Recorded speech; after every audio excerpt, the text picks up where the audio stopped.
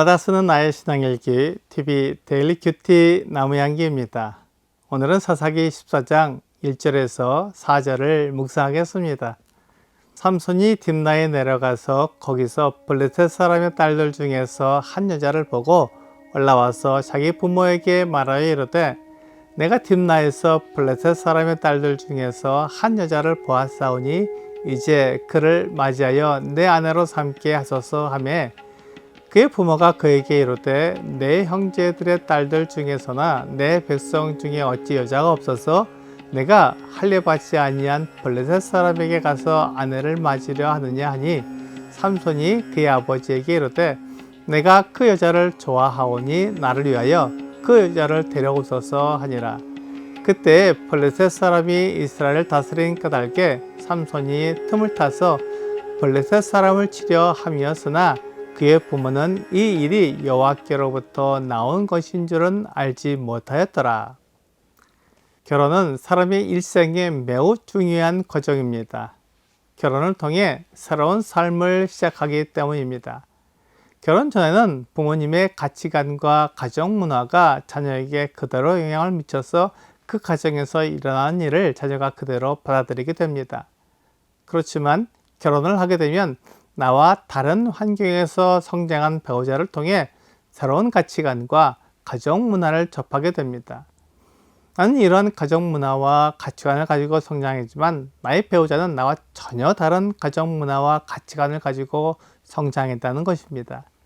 그래서 서로 다른 사람들이 만나서 새로운 가치관과 가정 문화를 만들어 가는 것이 결혼입니다. 배우자와 내가 전혀 다른 가치관을 가지고 있다면 결혼한 후에 그 가치관의 차이로 많은 갈등을 겪게 됩니다. 가정 문화는 다를 수 있지만 가치관은 너무 차이가 나지 않는 것이 좋습니다. 가치관이 너무 차이가 나면 배우자와 대화가 잘 이루어지지 않을 수 있습니다. 서로의 생각이 옳다고 주장하기 때문입니다. 오늘 본문에서 삼손이 딥나에 내려가서 블레셋 사람의 딸들 중에서 한 여자를 보고 그 여자와 결혼하겠다고 부모에게 말했습니다. 삼손은 블레셋 사람의 딸이 삼손과 가치관이 얼마나 다른지 알지 못했습니다. 그는 자기 눈에 보이는 외모에만 관심을 가졌을 뿐입니다. 그 여인이 삼손의 마음에 들고 자기가 원하는 이상형이라도 그 사람의 가치관을 따져봤어야 했지만 삼손은 그럴 마음이 없었습니다. 삼손의 부모는 할례받지 않은 블레셋 사람의 여자를 아내로 맞이하는 것을 허락하지 않았습니다. 하지만 삼손은 막무가내였습니다. 자기가 좋아하는 그 여자를 아내로 맞이해야 한다는 것이었습니다.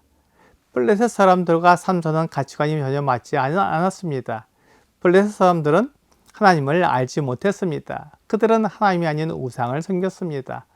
어떤 사람들은 하나님이나 우상이나 같은 신이라고 말하는데 그렇지 않습니다. 하나님과 우상은 전혀 다릅니다.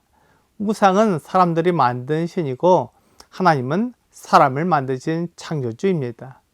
사람들이 만든 신은 사람의 필요를 채우기 위해 만들어졌습니다. 그래서 우상은 사람들을 위한 신입니다. 그런데 하나님께서는 하나님을 위해 사람을 만드셨습니다. 하나님이 눈에 보이지 않고 그 음성이 귀에 들리지 않기 때문에 하나님의 형상을 닮은 사람이 하나님을 나타내는 것입니다. 이것을 하나님의 영광을 위해 사는 것이라고 말합니다. 어떤 사람들은 하나님의 영광을 나타내는 것이 막연하다고 말합니다. 사실 하나님의 영광을 나타내는 것은 하나님이 누구이며 어떤 분이신지 하나님 그 자체를 정확하게 나타내는 것을 말합니다. 우리가 하나님을 정확하게 나타내려면 하나님에 대해 잘 알아야 합니다. 하지만 우리가 하나님을 잘 알지 못하기 때문에 하나님의 영광을 나타내지 못할 수 있습니다.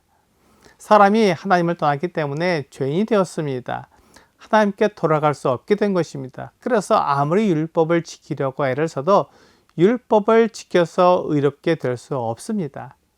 야고보서 2장 10절과 11절은 누구든지 온 율법을 지키다가 그 하나를 범하면 모두 범한 자가 되나니 간음하지 말라 하시니가 또한 살인하지 말라 하셨은즉 내가 비록 간음하지 아니하여도 살인하면 율법을 범한 자가 되느니라 라고 말씀하고 있습니다. 사람은 율법의 행위로 의롭게 될 수 없습니다. 그래서 하나님께서 사람을 찾아오셨습니다. 사람을 의롭게 하시려고 사람에게 오신 것입니다. 하나님의 아들이 사람이 되셔서 사람을 대신해서 십자가에 달려 죽으셨습니다. 그것으로 하나님의 의가 사람에게 덧입혀질 수 있게 되었습니다. 예수님이 하나님의 아들이시고 사람을 위해 십자가에 달려 죽으신 것을 믿는 사람에게 하나님의 의가 덧입혀집니다. 사람이 자기의 의로 의롭게 될 수 없지만 하나님의 의로는 의롭게 될 수 있습니다. 이것이 하나님께서 사람을 사랑하시며 은혜를 베푸시는 방법입니다. 하지만 우상은 사람을 구원할 수도 사람을 의롭게도 할 수 없습니다. 사람의 필요에 의해 만든 신이기 때문입니다. 블레셋 사람들은 하나님이 아닌 우상을 섬기고 있었습니다.